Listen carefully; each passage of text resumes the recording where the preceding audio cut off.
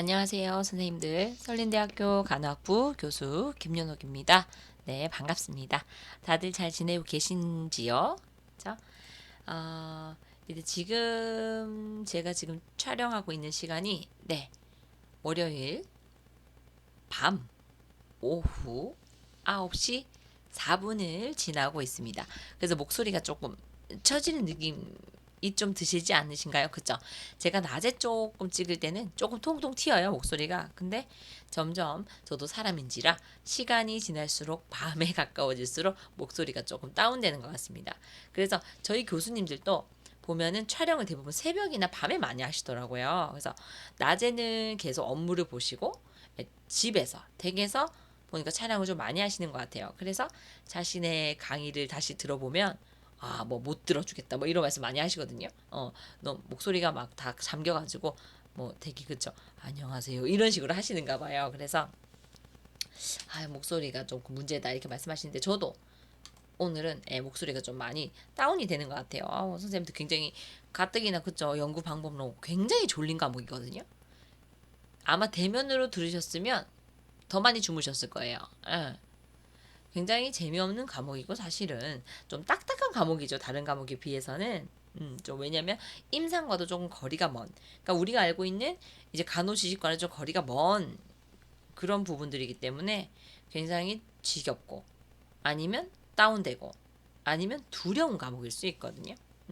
그래서 사실은 이런 과목일수록 목소리를 조금 이제 솔톤 이렇게 조금 올려서 제가 강의를 진행을 해야 하는데 그쵸? 시간상 목소리가 처지는 점을 조금 감안해서 들어주시면 감사하겠습니다.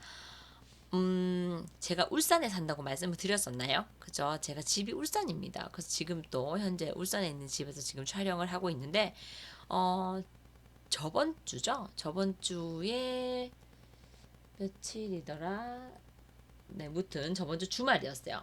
저번 주 주말이었는데 저희 울산에 그 아파트 주상복합 아파트에서 화재가 났어요. 아마 뉴스에 전국 뉴스에 떠들었기 때문에 아마 보셨을 겁니다. 깜짝 놀랐어요. 이제 제가 거기에 좀 가까이 살긴 하거든요. 가까이 살고 있고 거기 주변에 제 친구들도 많이 살고 있고 한데 그 달동이라는 곳이에요. 거기가 삼산이라는 곳인데 굉장히 핫플레이스. 그러니까 어떻게 따지면 이제 포항으로 따지면 중앙동인가요? 시내예요, 시내. 그래서 거기에 이제 뭐 밥집도 많고요. 여러 가지 문화가 다 밀집해 있거든요. 근데 거기에 화재가 난 거예요. 그래서 이제 친구들이 이제 막 카톡이 막 오죠. 새벽에 막 난리가 났다고 막 사진이 오는 거예요. 그래서 봤더니 진짜 막 그 위로 다 이제 막 불씨가 그날이 강풍주의보였어요. 바람이 정말 많이 불었거든요. 그래서 막 불길이 막 활활 올라가는 거예요. 그거를 이제 뭐 제 친구가 실시간으로 막 찍어가지고 저희한테 전송하고 막 그랬어요. 그래서 깜짝 놀랐죠. 왜냐면 제 주변의 친구들도 그쪽에 사는 친구들도 많고 아는 친구들도 있고 이러니까 굉장히 좀 마음이 좀 되게 울적한 거예요. 그래서 아무 인명 피해 없이 좀 이렇게 됐으면 좋겠다 이렇게 생각을 했는데 너무나 다행히도 인명 피해 하나 없었죠. 인명 피해 하나 없이 그 아파트는 제가 그 다음날 지나갔어요. 지나갔더니 새까맣게 다 탔고 그날 제가 그 다음날 제 아침에 우리 애기들 데리고 독감 예방접종 하러 갈 거라고 거기를 지나갔거든요. 거기를 지나갔는데 활활활활 다 타가지고 계속 자녀 불씨가 남아서 헬기 오고 막 그랬었거든요.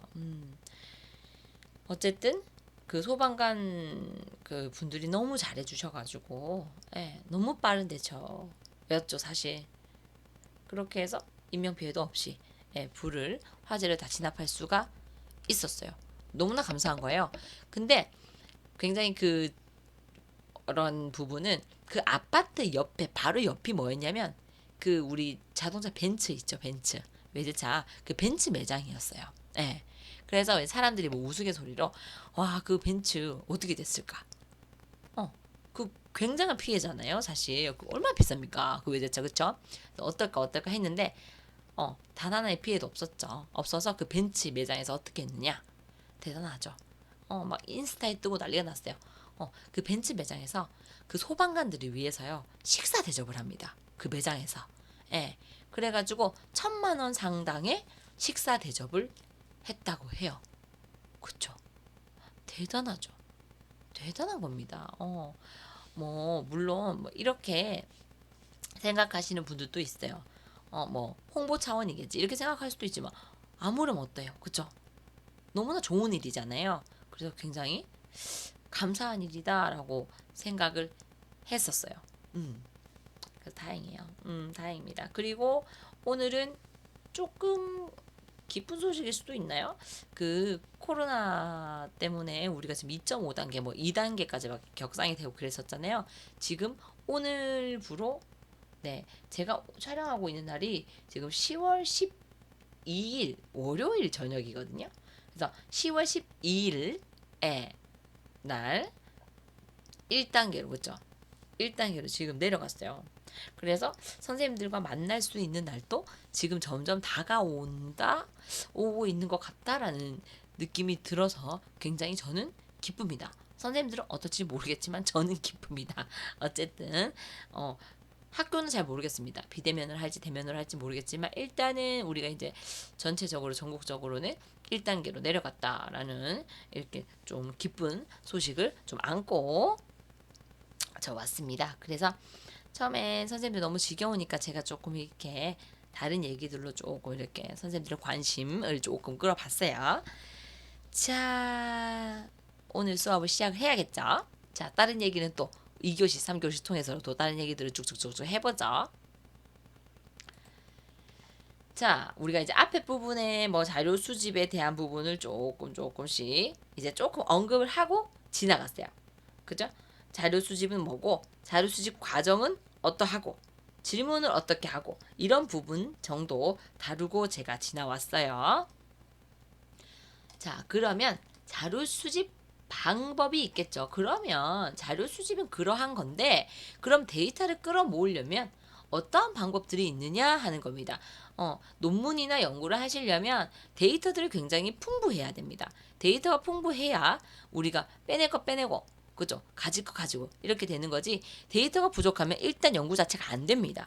그래서 표본수도 많이 하라고 그때 말씀을 드렸었죠. 조사 연구를 할 때는 설문지도 대상자도 한 200명 이상은 데리고 해야 연구가 좀 풍부하게 진행이 된다라고 그때도 말씀을 드렸었어요. 그런 것처럼 우리가 자료 수집을 많이 해야 된다. 그러니까 데이터가 풍부해야 된다. 그러면 자료 수집 어떻게 해야 되느냐 하는 부분입니다. 선생님들 아마 많이 배우셨을 거예요. 저희가 이제 간호학부 때도 1차 자료, 2차 자료 이런 거 되게 많이 했었거든요. 그 얘기입니다. 똑같은 얘기고요. 자료 수집 방법에는 연구자가 문제 해결을 위해 직접 자료를 수집하는 1차 자료의 수집과 그러니까 직접 연구자가 수집하는 자료 그게 1차였죠.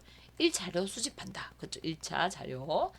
다른 사람이나 기관에서 자료를 수집하여 공개적으로 이용할 수 있도록 하는 2차 수집 자료. 그러니까 2차 수집 자료는 내가 직접 하는 것은 아니고 남이 한 거. 어떤 기관에 있는 데이터를 가져와서 쓴다 이 말입니다. 그래서 1차 같은 경우는 내가 하는 거고요. 2차 같은 경우는 뭐겠어요? 뭐 저희가 보는 논문 같은 것도 있죠. 어디 사이트에 들어가서 저희가 논문 찾잖아요. 그런 것도 모두 2차 자료라고 볼 수가 있는 거죠. 사실은 제가 직접 자료를 그쵸 끌어모으는 것이 아니죠. 이미 다 되어 있는 것 그거를 가지고 쓰는 거기 때문에 그 2차 자료라고 볼 수가 있는 거겠지요. 자, 그래서 첫 번째 1차 자료의 수집입니다. 1차 자료의 수집. 조사에 대한 결과가 없을 경우 연구자가 연구 목적을 위해 처음으로 자료를 수집하는 과정으로 현재 진행 중인 연구의 목적을 달성하기 위해 직접 연구자가 직접 수집하는 자료를 말한다라고 되어 있습니다. 자, 그러면 1차 자료 수집에는 어떤 것들이 있느냐 하는 게 중요하겠죠. 자, 첫 번째는 생리적 측정법입니다. 딱 들어도 뭔가 우리가 임상에서 뭔가 하는 느낌이 딱 드시죠? 네, 그런 겁니다. 자, 생리적 측정은 생리적인 자료를 연구 참여자로부터 얻는 것입니다. 연구 참여자는 누구예요? 대상자 얘기하는 거죠. 그러니까 실험 연구를 생각했을 때 연구 참여자는 그저 실험군 생각하시면 돼요. 그래서 도구를 사용하거나 관찰을 하기 때문에 다른 자료 수집 방법에 비해서 굉장히 정확할 수밖에 없습니다. 예, 저희가 신뢰성이 있는 도구를 사용을 하기 때문이겠죠. 그러나 도구가 필요하고 도구를 사용할 수 있는 사람이 측정해야 하므로 연구 비용이 증가한다는 단점이 있다. 예, 그래서 우리가 뭐 랩을 나가야 된다든지, 그죠? 혈액 검사라든지 소변 검사라든지 이런 것들 해야 될 경우에, 그죠? 이런 거를 측정할 수 있고, 그죠? 그리고 분석할 수 있는 사람이 필요하게 되는 거죠. 그렇기 때문에 연구 비용이 증가할 수밖에 없겠죠. 도구를 사용하지 않는 방법으로 자가 보고와 관찰이 있습니다. 그래서 저희가 많이 하는 거죠. 임상에서 배변 횟수라든지 수면 양상, 우리 아이유 체크 많이 하잖아요. 그쵸? 뭐 대변 하루에 아침에 늘 묻죠. 몇 번 보셨어요? 뭐 이렇게 배변 횟수, 수면 양상 어떤지, 식습관, 오심 피로는 어떤지 이러한 것들은 이제 자가 보고지 그지라고 하죠. 거기다 체크를 해가지고 이제 보는 거. 이런 방법도 사용을 할 수가 있고요. 그리고 도구를 이용한 방법으로는 혈액 분석, 소변 검사, 세포 검사, 동맥암 감시 등을 시행할 수가 있습니다. 근데 최근에는 이러한 검사 도구의 비용이 낮아져서 생리적 측정을 이용한 연구 결과가 굉장히 증가하는 추세에 있어요. 보면은 그 여러 가지 이제 석사 논문에서는 사실 이런 도구를 이용한 방법들을 잘 사용하지 않거든요. 박사 논문 좀 되면 보면은 뭐 그 뇌파 검사 이런 것도 좀 많이 하고요. 뇌파 검사 아니면 진짜 혈액 분석 이런 걸 통해서 좀 많이 뽑아내고, 그리고 우리 스트레스 호르몬 검사 또 해가지고 그런 것도 많은 그 연구 결과가 좀 증가하고 있는 추세예요. 많이 비용이 낮아졌다고는 하지만 제가 아시는 교수님은 어떤 연구를 하셨는지 잘 모르겠지만 하여튼 혈액을 가지고 뭔가 하셨어요. 그 노인분들을 대상으로 노인분들한테 어떠한 프로그램을 돌려서 그 스트레스를 받는지 하여튼 뭔가를 랩을 통해서 그 검사 결과를 뽑아냈어요.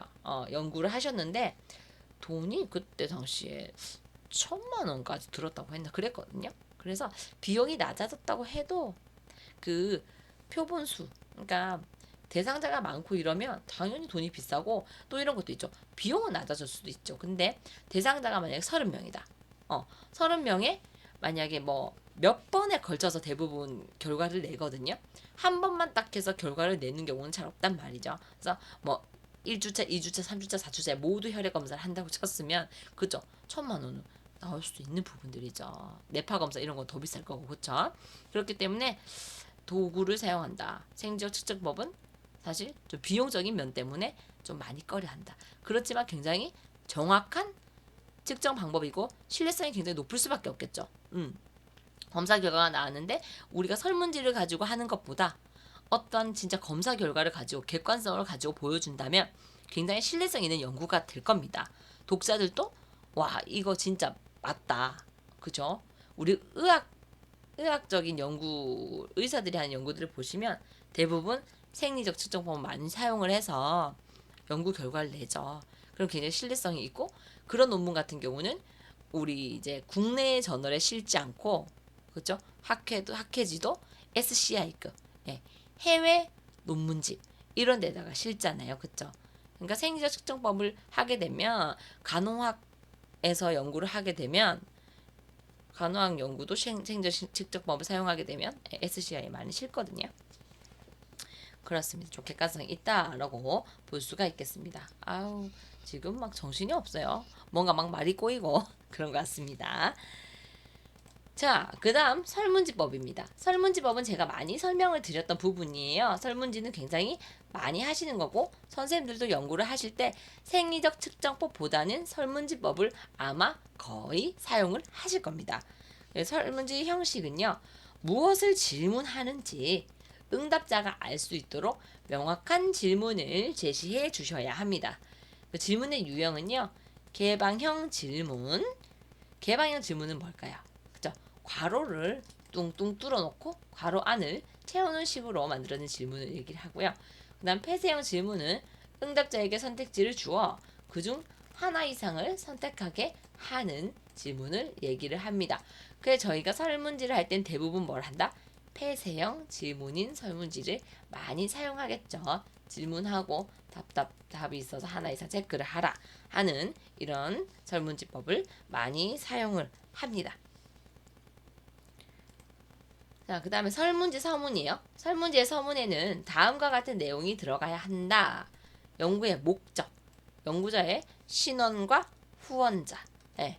그래서 연구자의 신원과 후원자 같은 경우 후원자가 무슨 말이냐면 지도 교수를 대부분 후원자로 많이 쓰거든요. 그래서 보면은 저희가 이제 박사나 석사 논문을 쓸 때 그 연구 참여 동의서 해가지고 그 밑에 설문지에다가 그 후원자인 지도 교수의 뭐한가 신원에 주르륵 쓰거든요. 그러니까 후원자의 뭐 이메일 주소라든지 학교라든지 이런 것들 있죠. 연락처라든지 이런 것도 같이 쓰게끔 되어 있습니다. 그 응답자 선정 방법, 설문지를 작성하는 데 걸리는 예상 시간, 응답 자료를 어떻게 이용할 것인지, 설문지 회수 기간. 그쵸? 설문지 회수 기간도 다 쓰셔야 돼요. 언제까지 설문지를 받아야 합니다. 라는 거를 꼭 명시를 해야 됩니다. 아니면 회수 못해요. 설문지 같은 경우는 바로 하고 바로 받는 게 제일 좋습니다. 회수율이 굉장히 떨어지죠. 사실 면담 같은 거랑 좀 틀려요. 면담 같은 경우는 바로바로 저랑 얘기를 하면서 제가 바로 자료를 수집해버리죠. 그러니까 바로 회수율이 100%입니다. 근데 설문지 같은 경우는 뿌려놓고 다음에 제가 언제 올게요 하면은 뭐 어떻게 해서 못했다 아니면 내가 안 갖고 왔다 이런 거 진짜 많거든요. 그래서 회수 기간 정확히 명시, 그 연구 결과를 응답자가 볼 수 있는 방법을 제시하고요. 연구자의 연락처, 메일 주소 모두 써야 됩니다. 연구자의 서명까지 다 써주셔야 합니다. 절대 빠뜨리시면 안 되는 부분들이에요. 자, 이게 제 그 박사 논문에 있는 그 설문지 하기 전에 설명서 및 동의서거든요. 설문지에 이제 서문에 들어가야 될 내용들이 쭉 들어가 있습니다. 보면 연구 참여 동의서 이렇게 해서 연구 제목 들어가 있고요. 그리고 제가 어디 학교고, 그죠? 무슨 간호학 전공이고, 박사 간호사 누구다. 연구에 참여해 주셔서 감사드린다. 연구 목적 적혀 있고요. 참여 기관, 네, 참여 기관은 포항 저희 학교죠. 설린대학교 간호학부에서 이루어진다. 참가자 선정 기준, 그죠? 있어야 되죠. 선정 기준은 그죠? 스마트폰 하는 학생들 누구나 참여할 수 있다. 연구 방법 및 절차 다 나오죠. 연구 절차는 언제부터 언제까지 진행이 되고 내가 공고문을 이렇게 붙일 거다. 그래서 사전조사 뭐 응해주시면 된다. 설문조사 사후에도 해주시면 된다. 그래서 이런 식으로 설문지를 해주시면 된다 하는 부분들 연구 방법을 쭉 적어놨고요. 연구 참여 기간 언제다. 위험 요인 이런 것도 다 적어놔야 됩니다. 왜냐하면 윤리적인 문제 때문이죠. 위험 요인이 있을 수 있다. 조금 적긴 하지만 그래도 이런 거죠. 딱 떨어지게 쓰면 안 됩니다. 신체 정신적 손상 아예 없다. 이럴 수 없는 거죠. 사실 스마트폰 계속 봐야 되고 막 이러면 조금 이렇게 정신적이나 이렇게 문제가 생길 수도 있잖아요. 그러니까 매우 적다 하는 부분 이런 것들. 연구와 관계된 혜택, 보상도 다 적어주셔야 됩니다. 그래서 나 선물을 주겠다. 그죠? 대조군 핫해도 연구가 종료되면 내 그 어플리케이션에 있는 그 콘텐츠를 제공하겠다 하는 부분들도 다 써주셔야 됩니다. 그리고 개인정보 보호에 관한 사항, 윤리적인 문제 때문에 다 써야 되는 거죠. 그래서 내가 종료 즉시 언제부터 언제 일주일 이내에 내가 폐기하겠다 하는 부분까지 다 작성을 해 주셔야 합니다. 굉장히 길죠. 그냥 설문지를 그냥 주는 게 아니에요. 그걸 다 쓰고 뒤에까지 쭉 있습니다. 연구 참여와 중지. 자, 참여하는 것은 자발적입니다. 그리고 언제든지 거절할 수도 있습니다. 그리고 하기 싫으시면 어떻게 한다? 철회하셔도 됩니다. 그죠? 이것은 기아에게 아무 불이익도 받지 않습니다. 그리고 폐기도 하겠습니다. 하는 안심 이렇게 해야 회수할 수 있어요. 아니면 회수 못합니다. 안 줘요. 그래도 해놓고 안 줄 수 있기 때문에. 자, 연구 관련 문의해서 그쵸 나오죠. 연구자의 그쵸 어디 학교고 누구고 연락처 그쵸. 설문지를 할 때는요 제 연락처를 다 적어놨었거든요. 근데 제가 논문에 이제 실을 때는 혹시나 너무 유출될까봐 제가 그걸 뺐고요. 이메일 주소까지 이렇게 쭉 써놓은 것을 볼 수가 있습니다. 자, 그렇죠. IRB 연락할 수 있습니다. 네. 그래서 아까 그 뭐라고 했나요? 후원자. 예. 후원자는 전 지도 교수님 쓰지 않았고요. 예. 요거. 저희 학교 IRB 문제 이쪽으로 연락해라 하는 부분까지 다 써놨습니다. 그 서면 동의서예요. 연구 참여자, 연구자의 성명, 서명일까지 이렇게 만드시면 됩니다. 선생님들도 이제 연구를 하시게 되면 설문지를 많이 만드시게 될 텐데 제가 이렇게 말씀드린 대로 제 거를 좀 참고해서 해주시면 될 것 같아요. 자, 설문지의 배부입니다. 설문지의 회수율을 높이기 위한 방법은 다음과 같다. 정말 중요해요. 회수율이 제일 중요하거든요. 휴일에 설문지가 도착하지 않도록 해야 되겠죠. 못 받을 수 있잖아요. 그쵸? 그리고 손으로 주소를 써라. 어쨌든 주소를 쓰라는 거고, 연구자의 개인 서명을 설문지 서문에 적는다. 있었죠? 문장은 간결하게. 설문지 작성이 10에서 15분 내외로 소요되게 만든다. 익명성 보장해야 되고요. 회신 주소와 반환용 우표를 같이 보내주셔야 됩니다. 우표도 안 보내고 그냥 해달라면 아무도 회수. 맞죠? 안 보냅니다. 그쵸? 우표도 같이 보내야 되고 설문지 작성에 대한 그쵸? 보상까지 제공을 하셔야 합니다. 자, 그다음 설문지의 장점과 단점입니다. 자, 설문지의 장점은 뭐겠어요, 선생님들? 그쵸? 적은 비용으로 빠르게 많은 자료를 모을 수가 있을 겁니다. 그쵸? 우리 보면 병동에 막 가가지고 우리 설문지 이거 제가 어떤 연구를 하는데요. 뭐 설문 좀 부탁드릴게요 하면서 그 빠르게 많은 자료를 모을 수 있잖아요. 쫙 있는 간호사들한테 쭉 주면서 그죠? 설문 좀 해주세요 한단 말이에요. 그죠? 빠르게 많은 자료를 모을 수가 있죠. 그리고 비용은 그쵸? 다른 것에 비해 굉장히 적게 듭니다. 그 생리적 측정법에 비해 보세요. 그쵸? 굉장히 적은 비용으로 그죠? 많은 자료를 모을 수가 있죠. 그렇다고 해서 그 설문지를 주시면서 그냥 꽁으로 해달라 하면 안 됩니다. 그래서 윤리적인 문제가 생겨요. 그래서 자그마한 볼펜 한 자루라도 주셔야 해요. 다른 연구 방법보다 신뢰도와 타당성을 알아내기가 쉽고요. 인터뷰나 관찰 연구보다 시간이 적게 듭니다. 너무나 당연하죠. 인터뷰, 면담, 1대1로 계속 얘기하면 오래 걸립니다. 그렇죠? 관찰, 그렇죠. 제가 계속 관찰하고 따라다니면서 봐야 됩니다. 시간이 굉장히 많이 들죠? 설문지는 시간이 적게 들고요. 응답자의 익명성이 보장됩니다. 따라서 자유롭고 솔직한 의견을 모을 수가 있죠. 우리가 면담을 한다 생각하시면 익명성 보장되지 않아요. 그렇죠? 저랑 1대1로 계속 얘기를 하잖아요. 그래서 말을 하려다가 말 수도 있어요. 그렇죠? 그런데 설문지는 익명성이 보장된다라고 생각을 하게 되면 자유롭고 솔직하게 의견을 조금 제시를 할 수가 있겠죠. 그리고 여러 지역의 다양한 응답자에게서 자료를 모을 수가 있고요. 그렇죠? 다른 지역의 응답자에게서 모아서 저에게 우편으로 보내달라 해가지고 받을 수도 있겠죠. 그 다음에 설문지의 단점은 뭐겠어요? 우편으로 조사할 경우에는 비용이 많이 듭니다. 제가 전국구로 막 뿌렸어요. 그렇죠? 이럴 경우에는 비용이 그때는 많이 들겠죠. 회수율이 높지 않습니다. 이게 제일 큰 단점이라고 생각해요. 저는 회수율 정말 낮습니다. 제가 이것 때문에 진짜 고생했거든요. 쫙 뿌려놓고 학생들이 안 갖고 와. 안 갖고 와요. 그래가지고 어떻게 해요? 가지고 오면 내가 어떠한 문화상품권 몇만 원 더 주겠다. 이런 식으로 해서 받았어요. 예. 그 정도로 회수율이 높지 않아요. 자기 거가 아니기 때문에 그렇게 관심 갖고 하지 않거든요. 모든 질문에 답을 하지 않을 수 있겠죠. 그렇죠. 면담법은 모든 질문에 답을 할 수가 있어요. 계속 1대1로 계속 대답하고 질문하고 하기 때문에. 근데 설문지 같은 경우는 모든 질문에 자기가 체크 안 하면 질문에 대답 안 하는 거죠. 그렇죠. 질문에 모호한 단어나 문장이 있을 경우라도 응답자에게 이해시켜 줄 수가 없죠. 옆에서 제가 읽어주는 게 아니기 때문에 모르면 이 사람 그냥 넘어갈 겁니다. 그렇죠.